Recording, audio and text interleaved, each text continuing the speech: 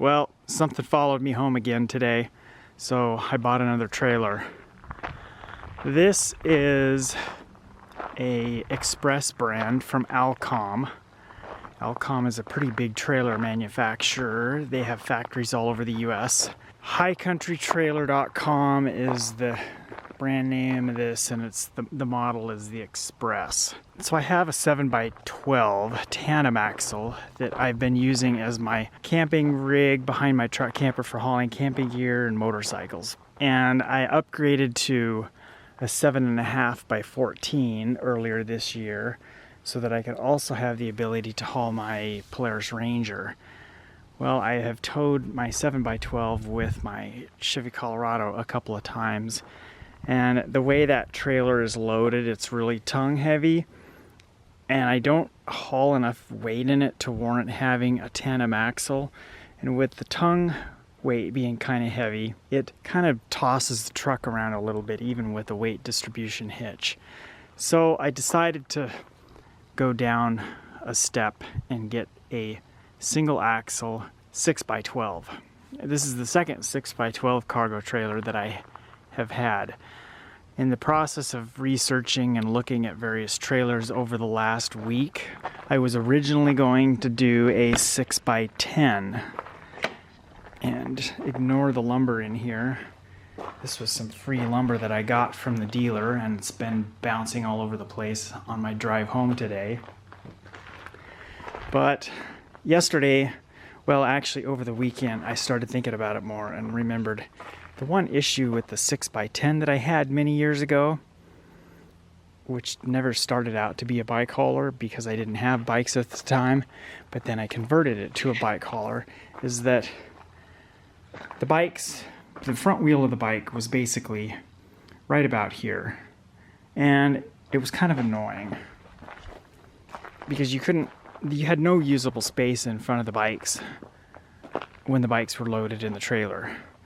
So I took a tape measure with me to 2 different dealers yesterday and did some measuring and remembered, oh yeah, this is not going to work.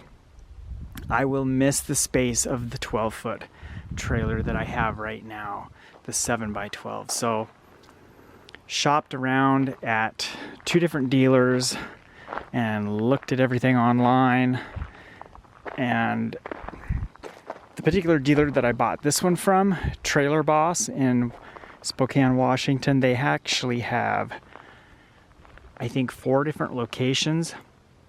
Well, I looked at their other inventory at their Tri-Cities area store and saw 3 different 6x12s that were actually a much lower price than this 2-year-old leftover model that's been sitting on the lot since 2023.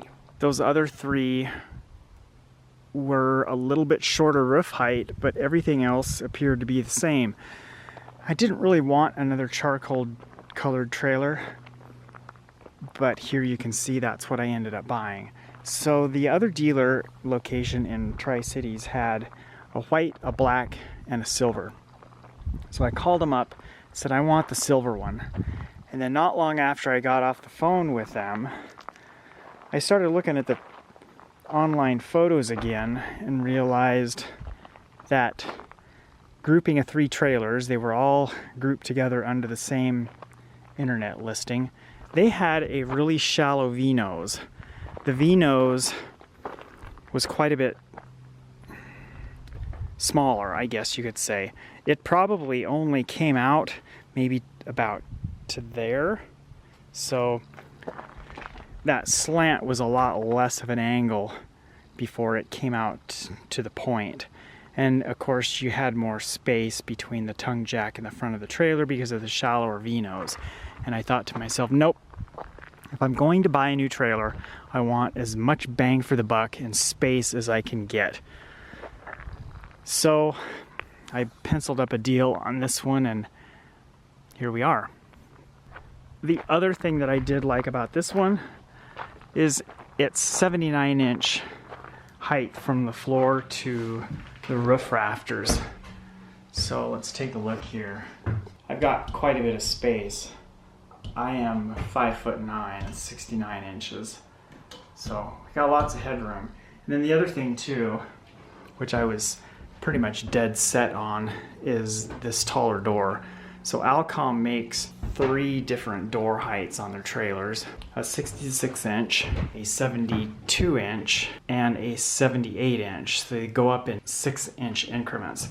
And I decided if I was going to buy another trailer, I did not want a short door that I have to duck going in and out of. I have dealt with that for many, many years. So out of all of those trailers, the Wells Cargo that I have now, the 7x12, has the shortest door height, I believe. I could be wrong. It might be the same as the 6x10, but the door was essentially, the top threshold was essentially at eye level.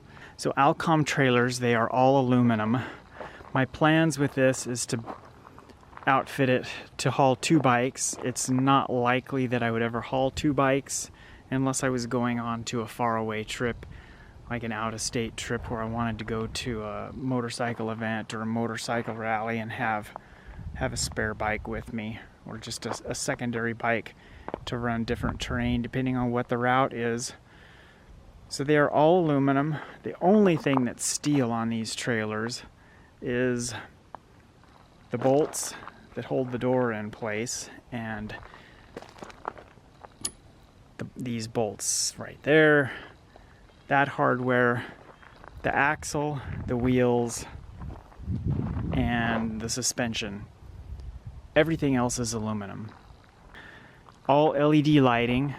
We've got, now I didn't realize this until I picked up the trailer today, but I kind of assumed that a 6 wide would not have side marker lights, but it does. So we have a LED red marker light there, an amber one up at the front, and then we have these really cool little bitty marker lights there on the fenders. Some of my other trailers that have had a bigger pod on the fender for lights, I have modified the pod and put a little 3/4 inch amber marker light right in the end of the pod, and then wired that into the brake lights and turn signals. So if some yahoo was not paying attention while I was trying to change lanes, they would at least see my turn signal on the top of the fender. Even the roof is aluminum. Safety chains and the coupler and the tongue jack, those are also steel, plus all the bolts that hold the tongue jack in place. This one does not have trailer brakes. It's pretty much a standard thing for a single axle trailer not to have brakes on it, but I do plan to add brakes and upgrade to a trailer breakaway system and a 7-pin round RV style plug. It's got flow through vents, so as you're driving down the road, air comes in through the top vent on the other side on the front and then flows through the trailer and exhausts right there. LED taillights, of course, and then we have 3 little LED marker lights up there. 2026 trailers, I've noticed that they have changed their lighting. They're now using a long, probably about a 14 or 15 inch slim light bar for the taillights and turn signals, and then same thing up there for the ID bar.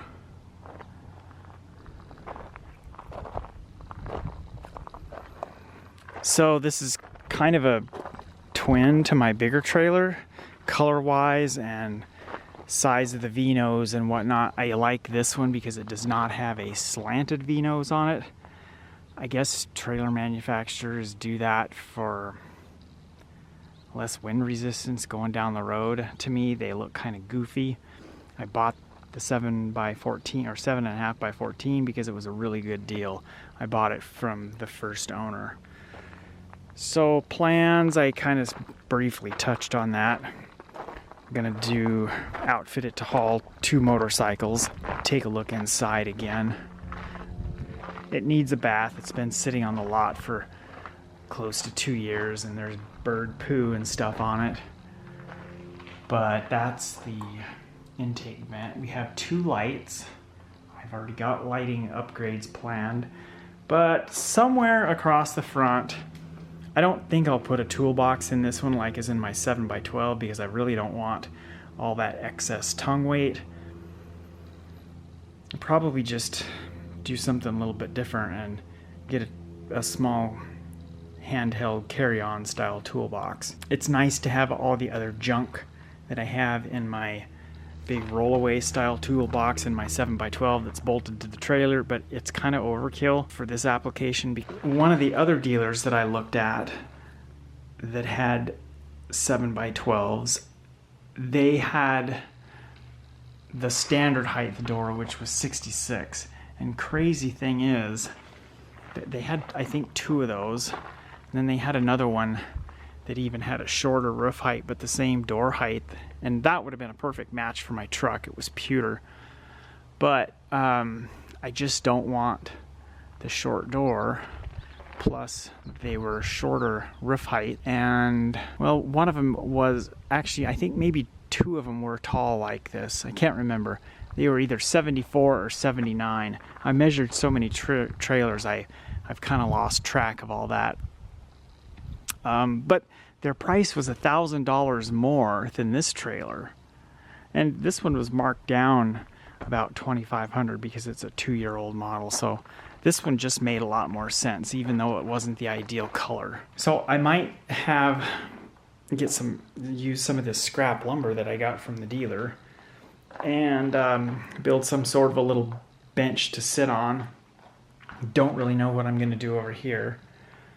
And we'll just go from there. I'll probably just make plans up as I go, which is what I've been doing with the 7.5x14 that I have.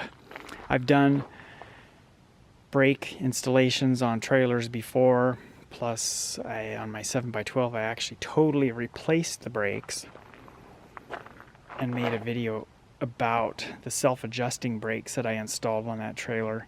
I had an issue where one of the wheel positions, every trip I took, if I was on the brakes just a little bit too hard on the truck, it would apply the brakes on the trailer, of course, and then it would lock up that one wheel position. So sometimes in the middle of those trips, I would loosen that wheel position, the trailer brake on it, but then the darn thing would get tight again and lock up on me. It generally only did it if I was kind of a little bit more aggressive on my trailer braking. If I was real gentle, it generally wouldn't do it, but it got so annoying dealing with that finally, the following year after I bought the trailer during the winter, I pulled it into the garage and did a complete upgrade with self-adjusting brakes. And let me tell you, self-adjusting brakes are definitely the way to go. Over time, trailer brakes will start to fade because they start to wear. And the only way to get more braking is to gradually increase your trailer brake controller. And then at some point, you're going to have to adjust the brakes. And doing that requires climbing underneath, getting a little tool to spin the star wheel and jack the trailer up off the ground. And it's not fun and it's not easy to do. It's time consuming. So this will basically primarily be a trip or a trailer for doing day trips with, which is what I've done with my little black 7x12 Wells Cargo in September and August, as I've done 2 different day trips. It's not something that I've done in a long time, but then I will also be able to, with this being a 6x12, meaning 12 foot long, I could easily have a bike strapped down in there and figure out a way to lay out a mat and sleep in here if I really needed to. When I have used a trailer like this as my camping rig, I would always unload the bikes and lock them to the trailer at a campground. But having an enclosed trailer, if a person was going to go on a long faraway trip, the bikes are secure. You don't have to really worry about theft, like if you stop overnight and stay at a motel, or they're also protected from the weather. So that is a really good logical reason why to have an enclosed trailer. Plus it doubles as a little mini garage when you're out on your trip. The roof is totally flat. It might just have a little bit of a bow in the middle, but it's very minor. I have taken all the wall panels out of my 7.5 by 14. I've been crawling around underneath and whatnot, and I am very, very impressed with the construction quality of these trailers. They are built very, very nice. The welding is so much better than what you see on RVs. I'm gonna take a look at that.